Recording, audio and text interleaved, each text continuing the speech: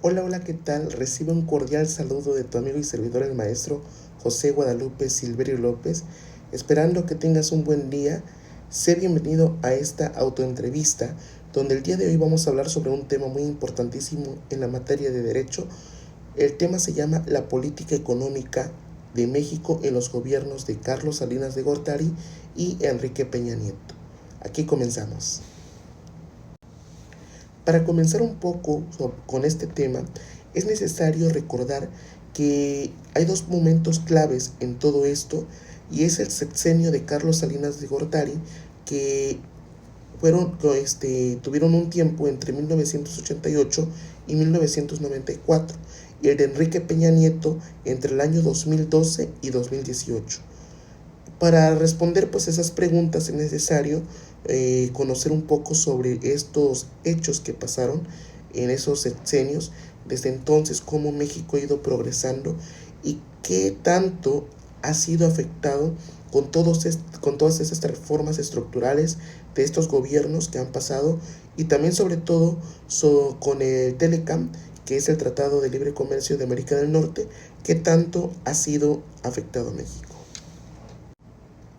Primeramente vamos a comenzar con el sexenio de Carlos Salinas de Gortari y vamos a responder la primera pregunta, que dice: ¿qué papel jugó el Tratado de Libre Comercio de América del Norte en la política económica de su gobierno? Para responder esta pregunta es necesario enfatizar que el Telecam, o más bien el Tratado de Libre Comercio de América del Norte, fue una pieza central en la historia de México, y sobre todo en el gobierno de Carlos Salinas de Gortari, porque lo que buscaba Salinas era insertar a México en la economía global bajo el modelo neoliberal. El tratado pues prometía mucho, y una de las cosas que prometía era modernizar la economía, atraer inversión extranjera y generar empleos en el país. Pero sin embargo, pues también tuvo consecuencias negativas, porque pues debilitó el campo mexicano y el cierre de industrias no competitivas. En pocas palabras, pues podemos decir que este tratado, pues sí es cierto, fue algo importante para México y fue una pieza central, pero que lamentablemente, pues al, al traer inversión extranjera a México, pues sí es cierto, generó muchos empleos, pero pues también sus consecuencias se resintieron en ese entonces en el país. Conforme pasaban pues ahora sí, los años del sexenio de este expresidente, perdón, pues también muchos sectores resintieron pues la inversión extranjera, sobre todo que empresas extranjeras venían a México, pues ahora sí a imponerse, y pues eso pues debilitó demasiado lo que es el campo mexicano, y pues obligó a muchas industrias a cerrar. Y pues ¿por qué? Porque pues no eran competencia para las grandes empresas extranjeras que venían a invertir a México. En la siguiente pregunta, que dice: ¿considera que el Tratado de Libre Comercio de América del Norte trajo crecimiento o retroceso económico para México?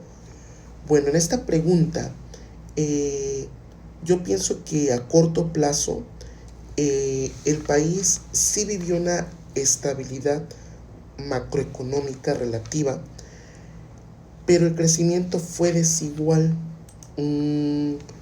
¿Por qué desigual? Porque aunque este tratado pues buscaba integrar las economías de México, Estados Unidos y Canadá, la mayor parte de la riqueza generada por el comercio pues se concentró en Estados Unidos y Canadá. dejando a México en una posición muy desventajosa, y pues esto pues se debió a muchos factores, incluyendo la diferencia en el nivel de desarrollo económico, también los mecanismos para proteger a los trabajadores mexicanos, y pues también la concentración de la propiedad de las empresas en manos extranjeras. Claro, lo dice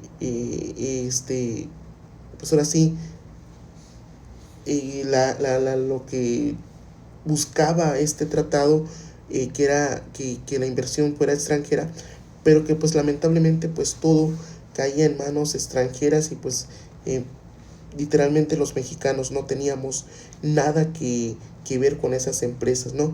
Sí, sí, sí es cierto que se generaban empleos, pero pues los empleos eran para pues personas mexicanas, pero pues hasta ahí ya no tenían otro punto más que hacer los mexicanos en esas empresas, más que el trabajo de empleados.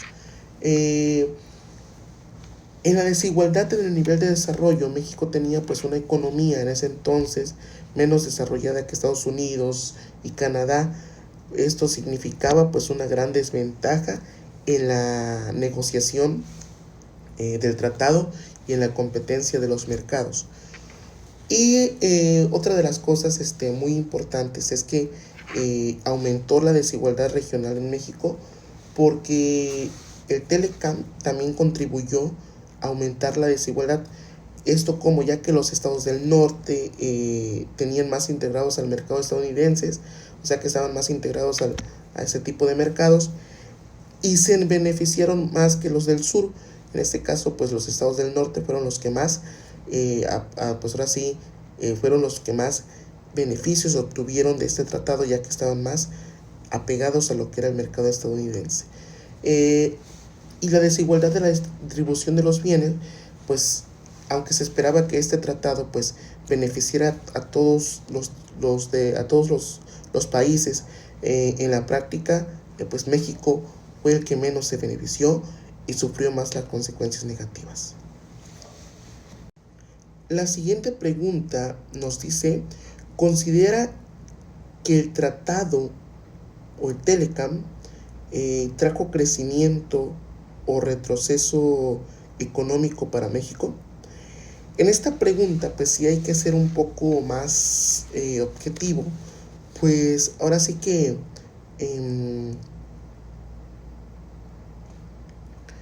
a corto plazo podemos decir que el país sí vivió una estabilidad macroeconómica relativa, pero pues el crecimiento fue desigual.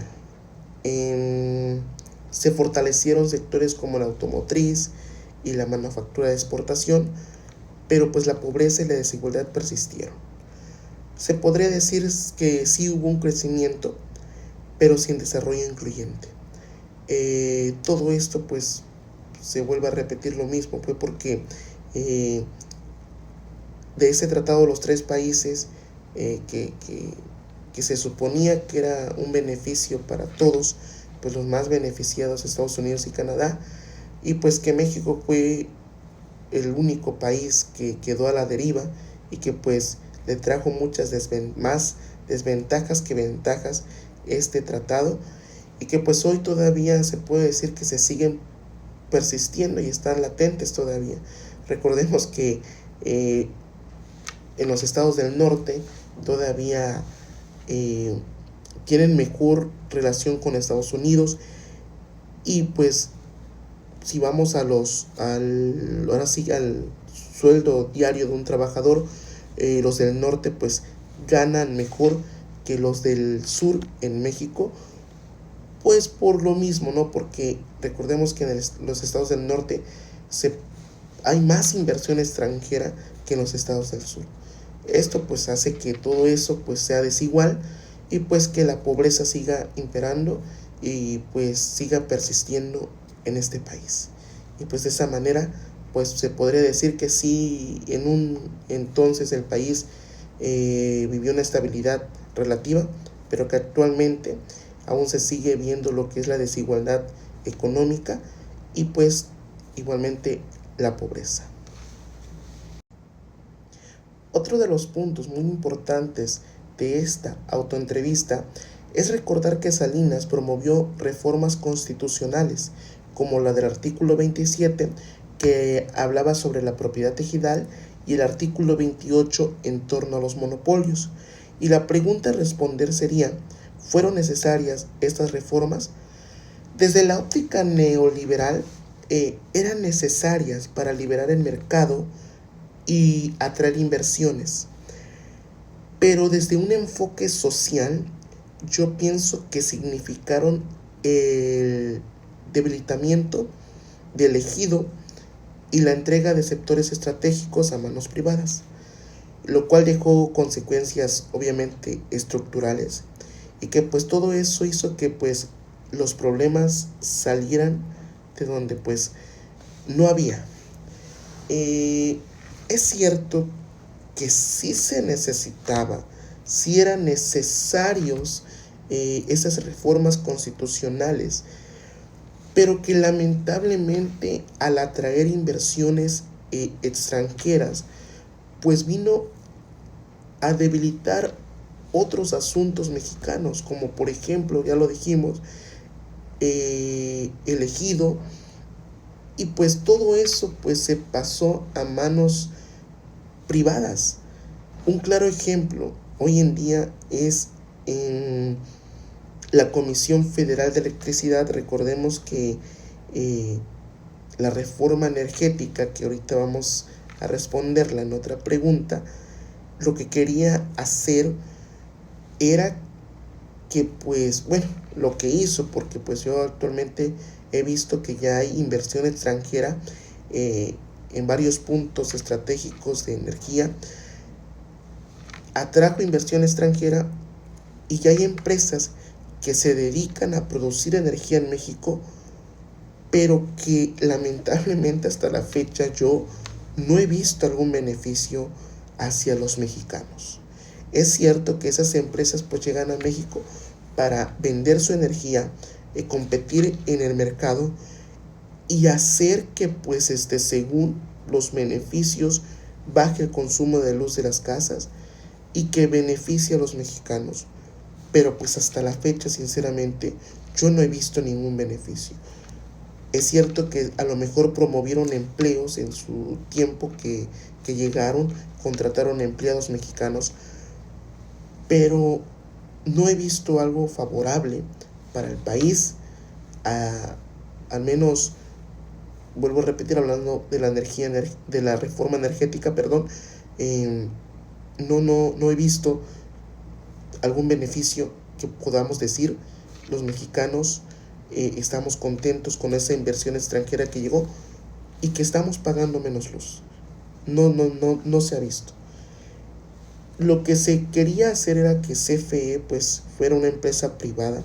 Yo recuerdo muy bien que por así decían que que querían que se privatizara esa empresa, pero pues que lamentablemente pues yo creo que no lo dejaron. CFE hoy pertenece al gobierno mexicano, que sigue siendo del gobierno, pero algo que sí me he dado cuenta que por ejemplo en los campos, en los parques eólicos, perdón, de por ejemplo de por aquí del istmo de Tehuantepec,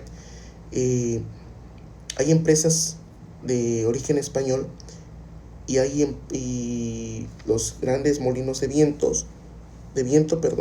son los que se encargan de producir energía y tienen su logotipo en la parte de hasta arriba del motor, de empresas españolas. Y son muy pocos los que he visto de CFE, no sé si he visto mal por ahí, pero pues sí he visto muy pocos que tienen el logotipo de CFE. Entonces pues eso para mí me deja pensando de que si en verdad todavía CFE es una empresa pública, o tal vez ya el gobierno privatizó esa empresa y pues los mexicanos ni enterados estamos. Recordemos que en ese entonces, cuando estas reformas constitucionales, se pusieron en marcha, no había una comunicación como hoy, no había las redes sociales, no había una comunicación que digamos que por aquí ya hace algo el gobierno y por aquí nos enteramos. En ese entonces pues todavía la tecnología estaba muy escasa y podemos decir que pues lamentablemente el gobierno promovía esas reformas a lo que ellos decidieran.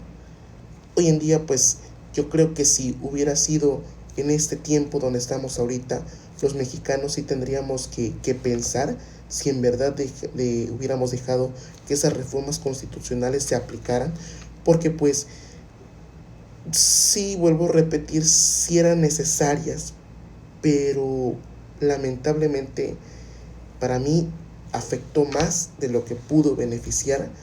Y si hubo beneficios, recuerden que solamente fueron para algunos cuantos, no para todos. Es lo que hoy está pasando en México, que los beneficios son para algunos cuantos y que lamentablemente pues como mexicanos a veces nos dejamos porque decimos pues ¿qué podemos hacer contra el gobierno? Pero recordemos que contra el gobierno podemos hacer todo, porque pues nosotros como mexicanos tenemos también que hacer que el gobierno cumpla en su trabajo al pie de la letra. Y bueno, hoy en día tenemos todas las redes sociales que antes no había, en ese entonces que se carecía de todo eso, y pues lamentablemente se aplicaron esas reformas constitucionales y que hoy pues todavía se siguen resintiendo en la desigualdad que hay en México, tanto económica como social, se siguen resintiendo. Otro punto muy importante es que en el siglo XXI, durante el gobierno de Enrique Peña Nieto, se impulsaron también muchas reformas estructurales en varios ámbitos. Y aquí la pregunta a responder sería, ¿cuál era el objetivo de esas reformas? Sabemos que el gobierno de Peña Nieto impulsó las llamadas reformas estructurales que servían según para mejorar la competitividad, entre ellas la reforma energética, la reforma educativa, la reforma laboral, la reforma de telecomunicaciones. Y pues todas estas reformas estructurales pues se vendieron como mecanismo de modernización, pero pues muchas de ellas se centraron en abrir mercados al capital privado, sin garantizar beneficios directos a la población. Y aquí viene lo que hace un momento expliqué, que es, regresando a la reforma energética, que es que hoy en día hay empresas que están en México produciendo energía y esa energía pues la están mandando para otra parte. Esas empresas extranjeras se están llenando sus bolsillos, pero que lamentablemente no hay beneficios directos a la población. Sí, a lo mejor contrataron a muchos mexicanos para sus empresas extranjeras, pero pues como tal un beneficio más que puedan aportar a la población, pues no existe. Al menos yo los decía en la reforma energética, donde se tenía que el objetivo de que pues empresas privadas vinieran a México a vender su energía, a producir su energía, para que la energía según bajara de precio. Yo no he visto nada de eso. No sé cuántas empresas extranjeras ya están en México produciendo energía, pero pues no se ha visto, o al menos yo no he visto, un beneficio directo a la población. Es cierto que muchas empresas que antes eran, pues ahora sí, que no eran privadas, pues con todas estas reformas estructurales se privatizaron. Y pues hoy en día se están sintiendo todos esos cambios desde este gobierno de Enrique Peña Nieto hasta la fecha. Por ahí mencionar que, por ejemplo, la reforma educativa también es una reforma que se aplicó a lo que es la educación en México y que un porcentaje de personas o personajes no estuvieron de acuerdo y pues ocuparon las manifestaciones como forma de protesta para desechar esa reforma educativa. Y es que aquí entra otra reforma estructural que actualmente se está viviendo, y vamos a centrarnos un poco a lo que es el magisterio mexicano, el Sindicato Nacional de los Trabajadores de la Educación, en esta reforma estructural que se llama la reforma estructural del ISSSTE. Es una reforma que se ha impuesto desde el gobierno de Peña Nieto y que actualmente pues el Sindicato Nacional de los Trabajadores de la Educación pues están peleando porque les quieren imponer esa reforma del ISSSTE, donde lamentablemente se están metiendo con sus derechos de esos trabajadores, y que pues actualmente hay manifestaciones, hay plantones como métodos de protestas para pues que esta reforma no sea aplicada y que no se atropellen sus derechos como trabajadores. Es una reforma que pues lamentablemente se implementó desde el gobierno de Peña Nieto y que se viene arrastrando desde entonces, ha pasado por el gobierno de AMLO, y actualmente pues en el gobierno de Claudia Sheinbaum pues se ha dicho que se va a quitar, pero pues hasta el momento solamente se ha detenido, no hay nada solucionado, y es por eso que los diferentes sindicatos del país de México de los trabajadores de la educación pues se están movilizando. Pero pues también hay que recordar que esta reforma de la ley del ISSSTE no solamente afecta al Sindicato Nacional de Trabajadores de la Educación, sino que afecta a todos los trabajadores que coticen con lo que es el ISSSTE, en este caso pues el Instituto de Seguridad y Servicios Sociales de los Trabajadores del Estado. Pero pues lamentablemente aquí viene otra parte muy importante, que es que hay organizaciones, hay sindicatos que no dejan a sus trabajadores manifestarse, porque pues ya hay un trato de por medio con el gobierno para que esta ley, esta reforma pues siga y se pueda aplicar.